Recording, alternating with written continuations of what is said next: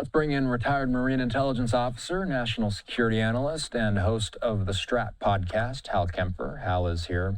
I'm seeing this widely being reported, Hal, as the first time that U.S., Ukrainian, and Russian officials are sitting down in rare trilateral talks. How confident are we that these are trilateral talks? You know, Austin, not very.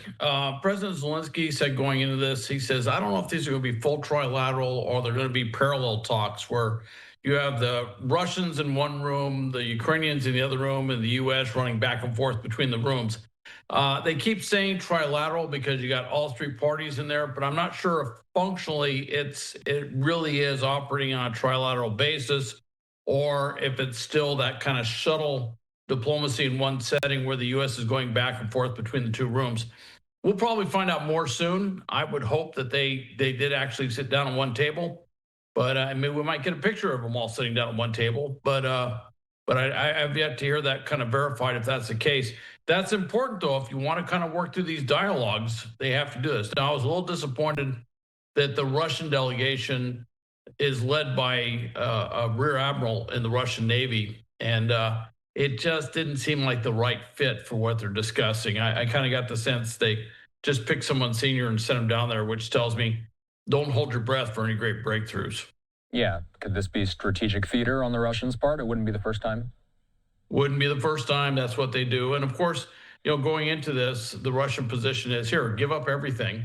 Give up everything that we've talked about, you know, pull out of the East, give us all the territory we haven't been able to conquer ever going back to 2014. And if you surrender all that, put yourself in a horrible position for the next time we invade, then we'll have, quote, peace, which will be peace with PEACE for now, and then it'll be going for another piece of Ukraine in a few years, probably after President Trump is out of office. And Zelenskyy knows that.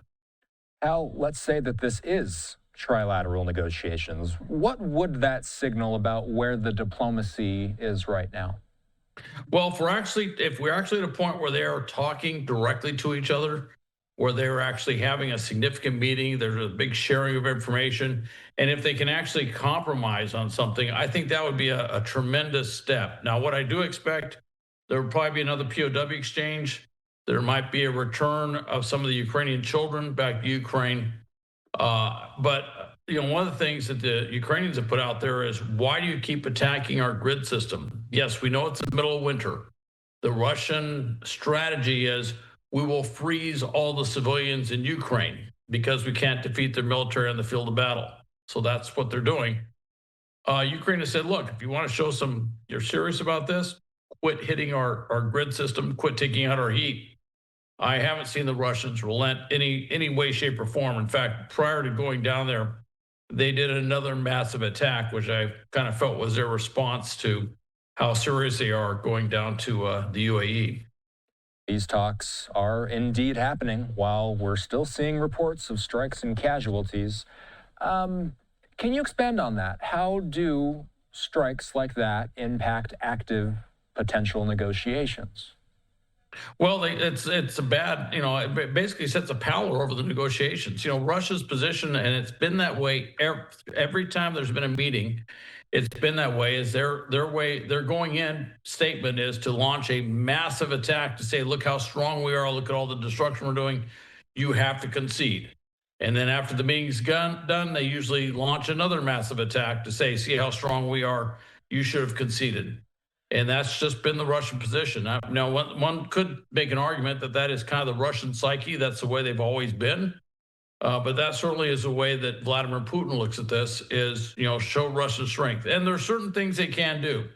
They can launch a lot of drones. The Ukrainian air defenses don't have enough missiles and interceptors for everything that's coming in. There's a faster Russian drone that's more difficult to intercept that they just introduced. So they have an opportunity to exploit that against the Ukrainians, and they are. What they haven't been able to do is make any great strides in the battlefield. In fact, there's many places, despite this narrative that the Russians push, that the Russians are constantly making gains in the battlefield, there's a number of areas where the Ukrainians have actually kicked the Russians out, and they've completely reversed it. So it's they're trying to compensate for the fact that, you know, at least on the field of battle, they're not doing well. By the way, the Ukrainians' new strategy, since they can't get a lot of movement in terms of terrain, is to increase the amount of attrition of Russian soldiers. So their goal is to kill, or not kill, but take out, either kill, injure, have evacuated from the battlefield, 50,000 Russian soldiers a month. Talk about attrition warfare. That is the most stark attrition warfare statistic I've ever seen. You know, you and I talked this week about Trump's new board of peace. And of course, in Davos, we saw them sign on the dotted line to begin the board. Do you have questions about if the board of peace has something to do with a path toward peace with Russia and Ukraine? I would have to say at this point, even though it was set up for Gaza, and Kushner showed that amazing, Jared Kushner, his son-in-law, showed that amazing picture of all the high-rise hotels and resorts and the trains. I don't know where the trains are coming from, and the airport and everything else. That's what it's for. But then there was kind of this illusion that it might be for what's going to happen next in Iran. And they have never ruled out that this thing might be expanded to go up to deal with Ukraine and Russia. Now, here's something that's rather interesting about Ukraine and Russia. If they were to do that, Putin and Lukashenko have both been given invitations to the Board of Peace. How do you have a Board of Peace if you have the combatant and the top ally of the combatant on the board? That's not a Board of Peace. They're the combatants. So they may try to stretch it into that. I just don't see how that's going to work, and I certainly don't see where that'd ever be acceptable to the Ukrainians. President Trump may take that as an affront, but I just thought it was rather odd, strange that he ever issued an invitation to Putin. I mean, that makes absolutely no sense to me. The time in the nation's capital is 7:38. Hal, of course, the U.S. is playing mediator here. A core dispute between Russia and Ukraine remains territory and control in eastern and southern Ukraine. In your opinion, what's the most likely territorial line that could end up being put on the table in a draft framework? Oh, I think it's freezing the existing lines. That would be the one thing I think the Ukrainians have said it over and over again. If you freeze the battle lines where they are and then push back basically a demilitarized zone, how long that would be, how wide that would be, that's to be discussed. I've heard anything from 15 kilometers on each side to 20 or 30 kilometers on each side. That's a huge zone if they do something like that. And then, of course, it'll go back to the question of, well, who administrates things within that zone? If the zone is that big, it's not going to be like the DMZ you have up in Korea, between North and South Korea. This DMZ would be big enough that you'd have towns and people living in those towns. And then the question is, well, who oversees and administrates in the DMZ if both parties are out?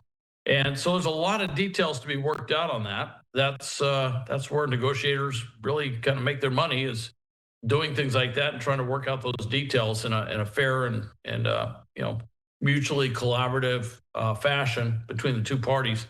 But we're not there yet. Right now, Russia has retrenched itself back to the same old, give us all the Donbass, give us all the parts of Donetsk that we've never been able to take. And the big thing with that is it would force the Ukrainians to do that. There is a defensive line there that the Russians have never been able to take in 12 years. They've been trying to take that thing and they can't get through it. It is impregnable. And for the Ukrainians to pull back, they give away key terrain, they give away back that defensive zone, and they leave Kyiv and other key cities much more vulnerable to a future invasion. And the Russians have never, Putin certainly has never really stepped back from the idea of finishing what he started, which is he wants to take all of Ukraine.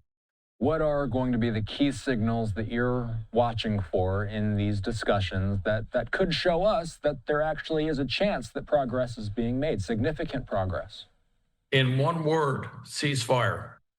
If they can come up with a ceasefire agreement along the existing battle lines, if they can come up to some agreement along those lines, that tells me there's been enormous progress made on both sides. And that tells me that the Russians have finally started coming back to earth in terms of what their reasonable goals are for what they want to do.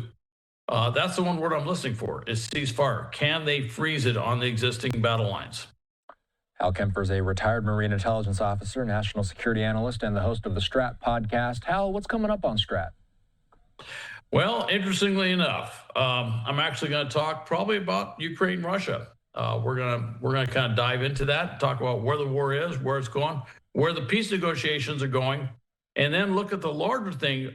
President Zelenskyy chastised Europe pretty heavily in Davos, and so I'm going to be talking about what that was all about and why they're frustrated. Have a good weekend, Hal. Thanks. All right, thank you, Austin.